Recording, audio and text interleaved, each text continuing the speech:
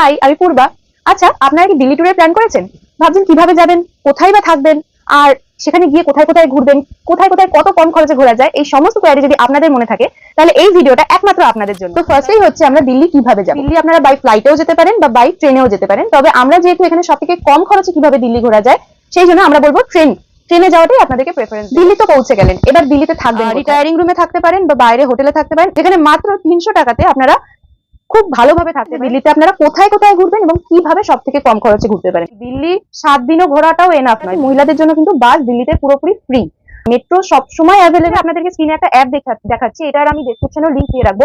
এই অ্যাপটাতে গিয়ে আপনি সেই টুরিস্ট প্লেসটার নাম লিখলে সেখানকার নিয়ারেস্ট মেট্রো এবং সেখানে শর্টেস্ট কিভাবে আপনি যেতে পারবেন শর্টেস্ট রুটে, সেটা পুরোপুরি আপনাদেরকে দেখিয়ে দেবে। দিল্লি এবং আগ্রা হচ্ছে একই রুটে পড়ে, তো সেক্ষেত্রে আমরা অলওয়েজ সাজেস্ট করবো যে আপনারা দিল্লি গেলে অবশ্যই আগ্রাটাকেও ঘুরে আসবেন। আগ্রা ঘোরার জন্য 2 দিন হাতে থাকা এনাফ। দিল্লি এবং আগ্রা ট্যুরের ডিটেইলস ভিডিও আপনারা যদি দেখতে চান তাহলে আমার চ্যানেলে ভিজিট করে